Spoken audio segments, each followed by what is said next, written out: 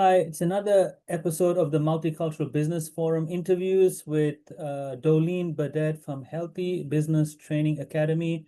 It's a registered training organization. While based in Gold Coast, they serve the corporate businesses as well as distance learning. So you could pretty much be from anywhere, targeting trainers who want to stay up to date and upskilled as the market continuously shifts post-COVID.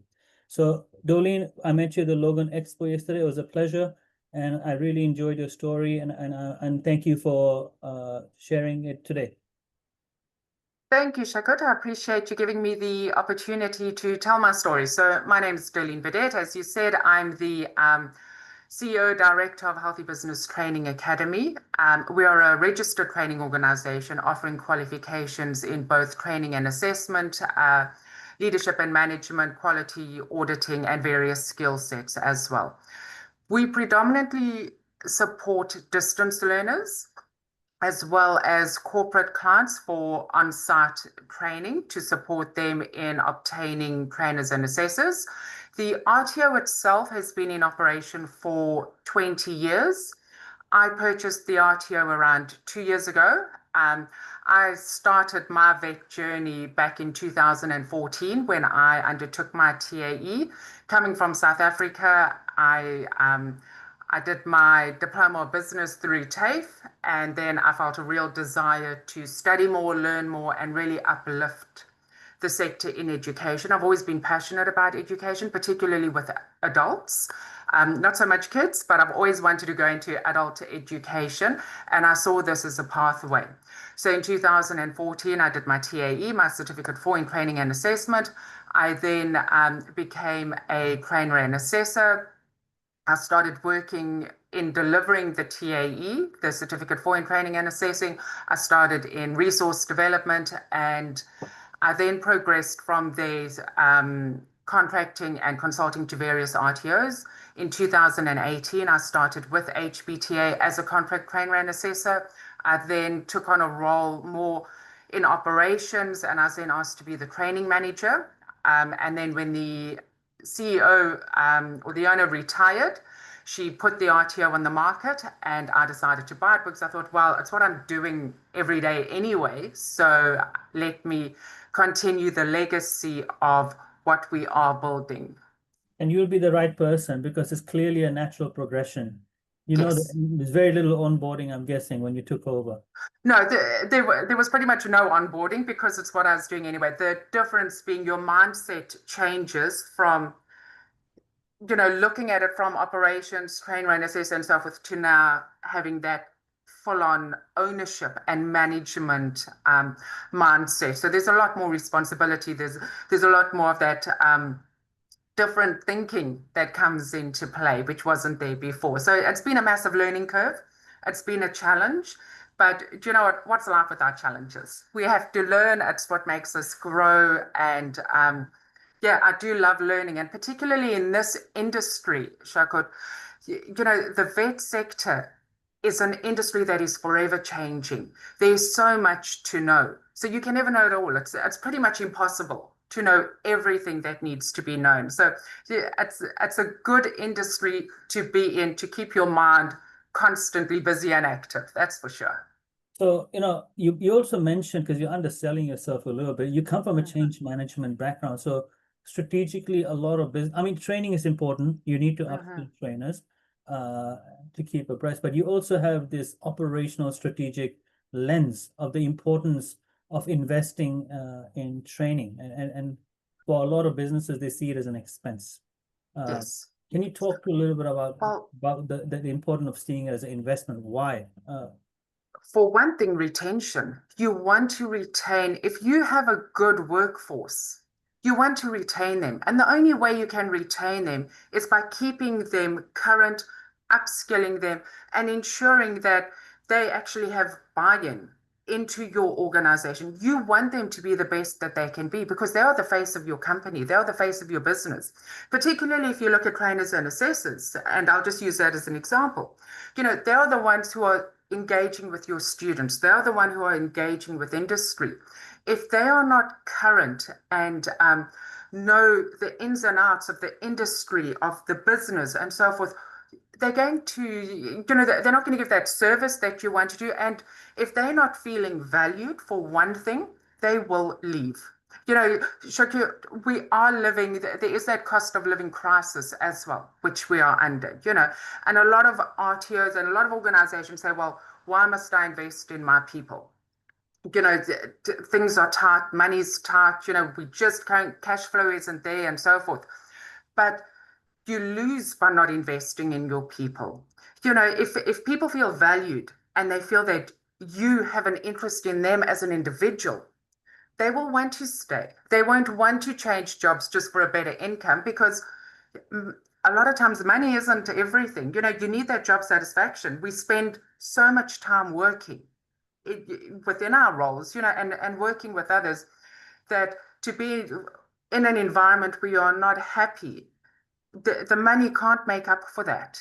So yes, organizations as a whole are foolish not to invest in their people. Interesting you said that, because at the expo yesterday, I met another organization, very South African actually, Yes. My Drift, and one of the gentlemen's a young guy in his 20s, and he said 8 years in the organization. He does his work, he's on the tools, but he also trains, and just speaking to him, like he's not there for a job. No, It's no. very obvious this guy is not there just to pay his bills. Yes. He really For has this sure. passion. I almost Yes. signed up, and Yes. I was just reflecting that we have a shortage of talent. So what's the biggest complaint? It's hard to find good talent. But okay, getting talent is one thing, but they need to be trained. They And do. if the trainer hasn't upskilled maybe 4 years ago, and you haven't invested in the trainer's education, what hope does the new candidate or the new talent think will have staying? Because they'll think you're not investing in the trainer who's been with you.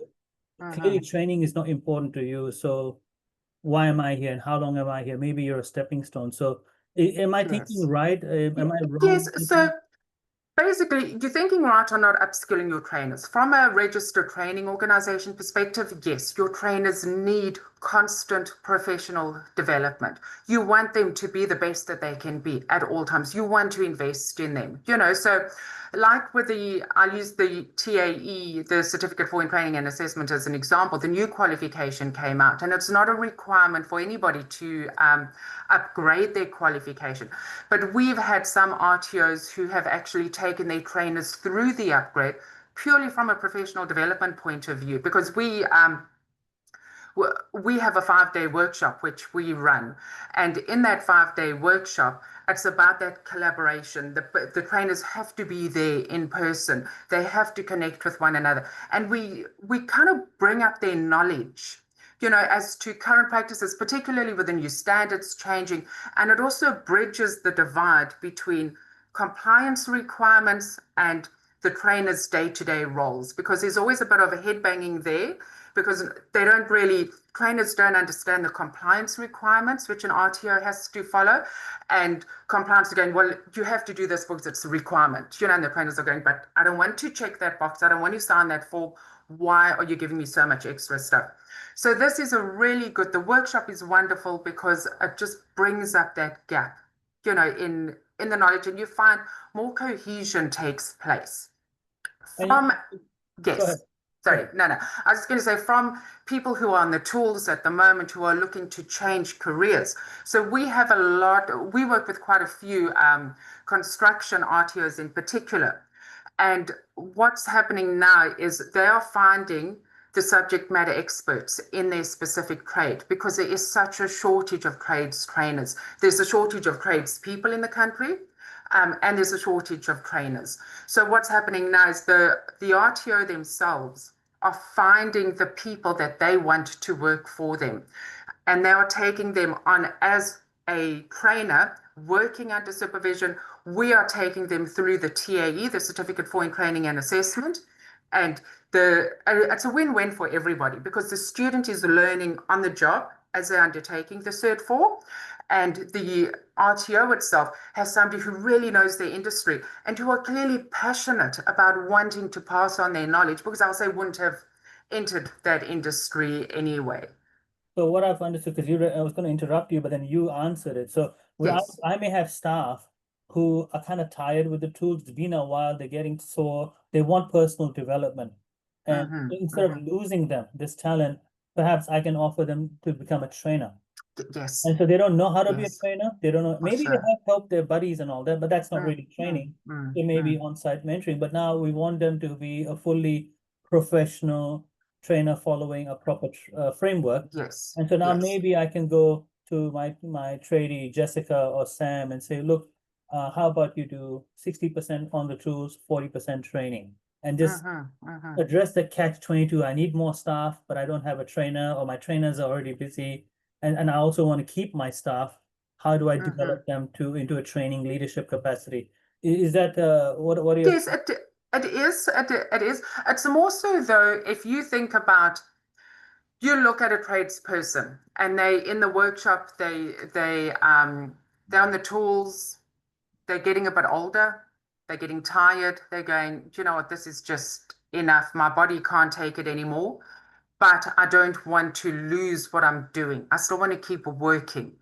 They are a large majority of our students who come through the certificate for in training and assessment because they want to get off the tools, you know. So then essentially they then have a pathway where they can still work in their trade for a few days a week, you know, as they want to, but then they can also become a trainer, and they can do that casually. It's not to say that that then becomes their full-time job if they don't want it to be. That is the beauty of the Cert 4 in training and assessment, in that you can make it work for however you want to for your career prospects. You know, you can either enter it full-time and work full-time as a trades trainer, or you can do it on a part-time level and use that as a transition where you've now got two income streams. And this isn't even just for tradespeople. I know I am focusing on tradespeople, but for any industry, you know, people do get a point where they want to go, "I've learned all I can in my respective industry. I now actually want to pass on this knowledge." And we need that knowledge. We really, really need that knowledge. If you look at the news reports and everything that's out there at the moment, there's such a thing of where they're saying, you know, the older, your more mature generation have all this experience and all this knowledge, and we're losing it. We're losing everything that they know, which is sad because the wealth of experience that they can bring to the table, you know, and as an RTO, I want to tap into that. I want to go, "Do you know what?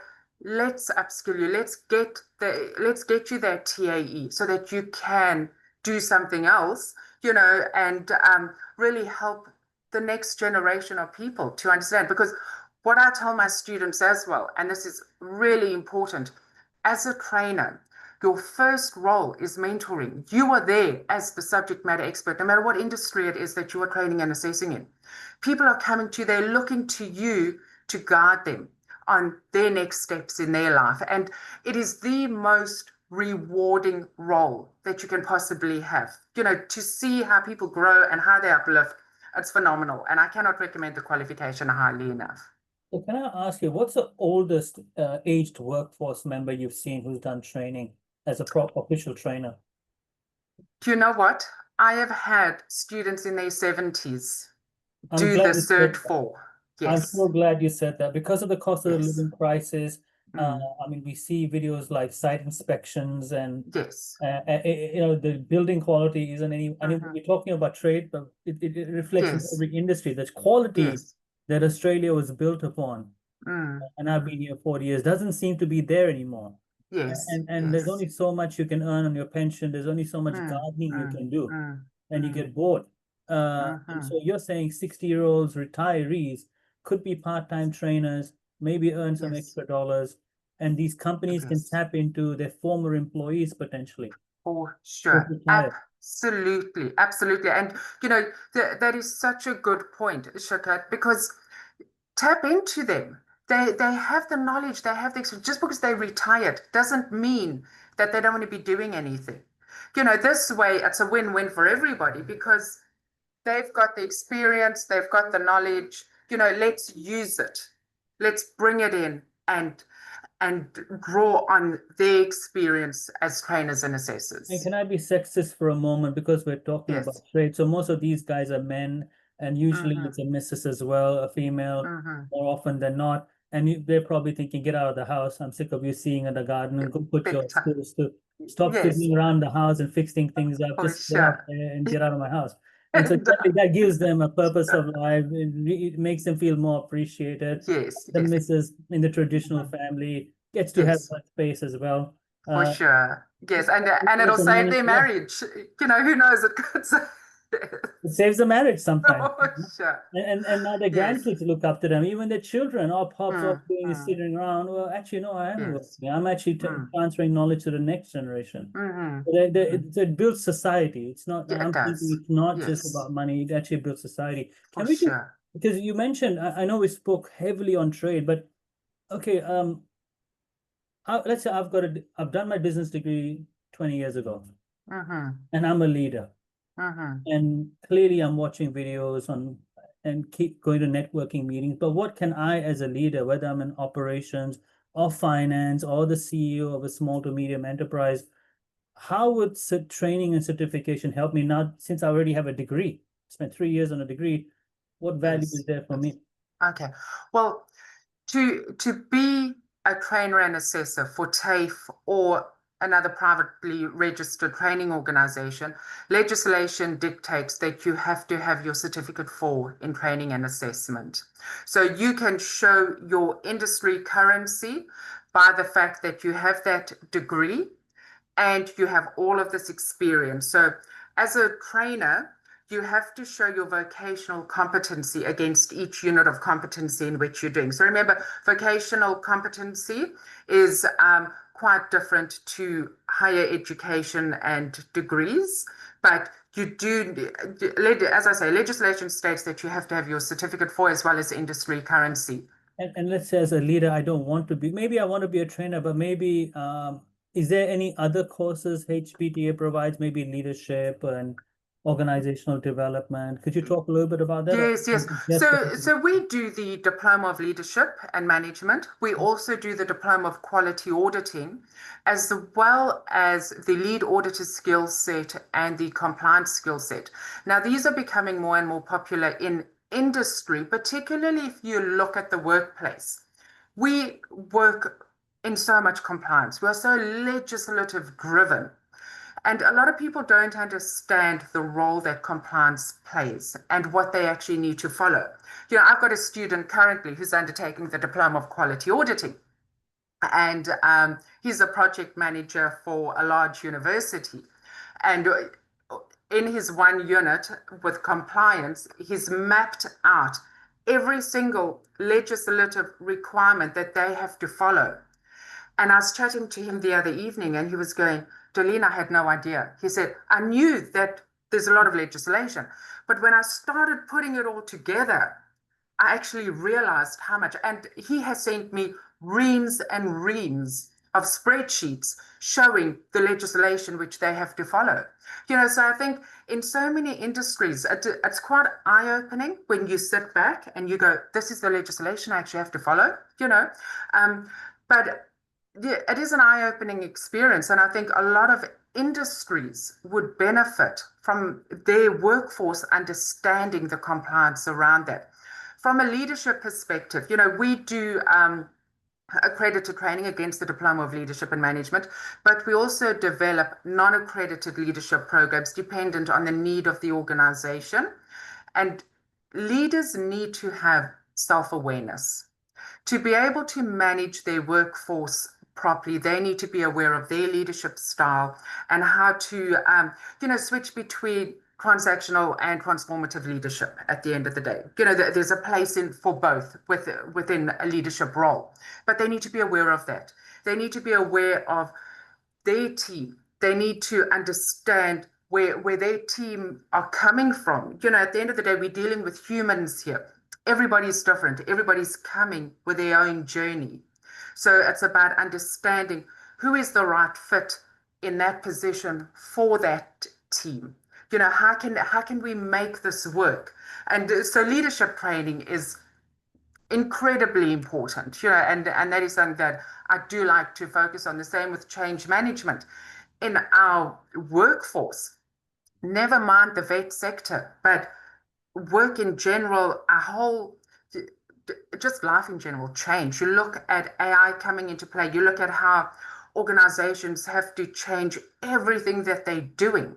Change is huge, and change isn't just about being a change manager consulting to consulting to organizations. It's about how do you facilitate change in your workplace? How do you be that change champion for your team, to help the organization as a whole really embrace that change for that continuous improvement, because ultimately everything comes to continuous improvement. How can we make things better? And it's about making things better, not change for change's sake, but change for better. You mentioned something very important, and I'm going to get in trouble for saying this. Mm-hmm. Self-awareness. So yesterday, as you know, I was speaking to a whole bunch of exhibitors, Mm-hmm. and clearly some of them lack self-awareness just by Mm-hmm. the way they spoke, their tonality. And I was just thinking, you are here to find candidates. You're here to Mm-hmm. get not just find talent, but hopefully keep them. This is Mm-hmm. expensive. And Mm-hmm. just the way they were speaking, clearly there's a lack of self-awareness and leadership. Yes. And Yes. straight away you might think, oh, but I'm an experienced leader. I don't need education. But on the other hand, Mm, they have sleepless nights. mm, Oh, mm, I mm, can't keep my staff. It's so mm, hard to mm, find good staff. They're all bad staff. People don't want to work. They're so mm, lazy. And yet, perhaps that could be true, but perhaps there's a leadership mm. contingent there as well. When was the last time Yes. they reviewed? And there might be, even Yes. I have this thinking, Dolly, that well, I've got a master of business. I don't know. Mm, mm. Do I need Yeah. to learn anymore? And then sometimes you're, well, yeah, that's you study, you realize you don't know a lot. Yeah. And You don't. You so for a don't. lot of these No. businesses with leadership issues, where they complain it's talent or operations, or Mm, mm, really it's a leadership problem from what I'm hearing. And mm, mm, maybe despite all the degrees and masters and PhD may have, mm, mm, maybe it's better just to enroll in a certificate with HBTA. And yes, they don't have time, but they have time while they're awake in the middle of the night worrying about their business problems. So maybe invest yes. that time in Yes. themselves For and sure. deal with Yeah. the operational financial challenges they're going through, the HR Mm-hmm. challenges, like you mentioned. What are your thoughts Yes. on that? Yes. Absolutely. I think anybody who is in a leadership position, and you have leaders and you have managers. Okay, there's a difference between the two. But you want, as an organization, you want leaders who manage the day-to-day operations and who manage the systems and the processes of that. But you want to empower your team, because through empowering your team, you grow. As a team leader, you grow. As an organization, that carries over. So it's like that butterfly effect. Yeah. One small movement can have massive impact. And you can't go, well, and I have a degree and I'm qualified and I've done this and I'm sitting, behind my leather topped desk and this is how it's going to be. Because no, it's not.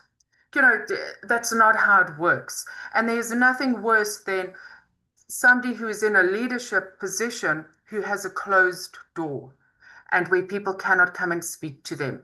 If you look, I'll take, for example, the vet sector. We are so driven by compliance. Okay, if you're a leader in the vet sector and people are too scared to come and tell you that they've made a mistake, that can end up being catastrophic, because you go into an audit, the auditor picks up that mistake and they're going, well, why was that never identified? How did you let that pass? So you have to have that open door policy. You have to encourage open communication. And everybody, no matter what industry you are in, no matter what role you are in, you want to feel heard and you want to feel like you're a valued person. That's ultimately what anybody wants. And if you can tap into that and you can actually listen to your team, listen to those staff members, let them view their opinions, let them view, have input onto what's what changes they could see which would benefit. Because a lot of times it's the people at the front line who really know what's happening in that organization. It's not the people sitting behind the desk, not at all. So you need to tap into that and you need to have that open communication, and have everybody feel like they are valued. That's where I think organizations grow and develop so So much if you can more. summarize two challenges. One is we need staff, we need to retain them, we need to train them. Mm-hmm. Need to invest in a certificate for. Mm-hmm. They might have a certificate for, no problem. How old is it? Have a chat Mm-hmm. with Douwlene. Maybe you don't Mm-hmm. need to invest, but maybe Douwlene will Yes. give you some ideas and insights. Yes, yeah. And that's the other thing. Things don't always need to be aligned to qualifications. It could just be professional development on certain areas or certain aspects where people are lacking in updated knowledge, or where they could maybe just do a little bit more professional development training within that to bring them up to the level that they want to be. So at the end of the day, with our approach, we are flexible in everything that we do. And we identify what the organization needs, what our students need, and we tailor it and fit it so that everybody comes out with what it is that they need to get out of it. You've got that agility of a small business that actually, Yes. if I can use the technical term, give a damn. Yeah. Not turning 100%. out trainings. You're not a certificate No. factory. Like, Yes. unfortunately, a lot of bigger organizations fall into Mm-hmm. unintentionally. Yes. They have high operational costs, so For they end up sure. pushing out Yes. certificates. And Mm-hmm. based on the Mm-hmm. conversations we've been having, you mentioned the student who mapped out the compliance. And so that Mm-hmm. comes to the leadership side as well, that Mm-hmm. if you have your degrees, you're struggling operationally. Mm-hmm. On top of that, you don't know what compliance you need. Chances are Mm-hmm. you may need to look at updating your auditing skill set Mm-hmm. and Mm-hmm. getting that compliance right, because Yes. what you don't Yes. want is the auditors knocking on the door and now you're on your back foot and you're running around like Mm-hmm. a headless chicken. Another technical term I learned from Yes. my For MBA. sure. Yes. And finally, you've got the leadership gap. So Mm-hmm. generally, when there's things are feeling like heating up, Mm-hmm. maybe the house is on fire, things are just not growing. It's because you're Yes. too busy building the business, not the team that builds the Yes. business. So we get so caught up Absolutely. with spreadsheets and dashboards, but Mm-hmm. really, it's not the process or projects that make change and growth. It's the Mm. people. So It maybe is the as a people. leader, despite our degrees and our MBAs, Mm. etc., Mm. Mm. if we're having these challenges, maybe a certification is not right, but in both cases, staff, quality, Mm. leadership, Mm. have a chat with Douwlene. Give her Yes. a ring. Worst case scenario, it's a pleasant conversation as always, Mm-hmm. Mm-hmm. and you walk away with some insights. Is that a correct assessment? Yes, 100%. Shaukat, give me a call. Let's discuss your needs, your team's needs, and a pathway, And and we speaking can of support calling, you with that. as Yes. we wrap up, what's your contact number and your website, and please spell out every single letter of your. Okay, so the website is hbta.edu.au. You can contact me directly. Well, probably the easiest email to use, because my name is quite convoluted, is hello, HELLO, at hbta.edu.au. And you can call me directly on my number, which is 0432 275 033. Fantastic, Douwlene. Thank you for your Okay, time. It's been thank you. extremely insightful, and we'll speak to Great. you soon. Wonderful. Thank you so much for having me. Thanks.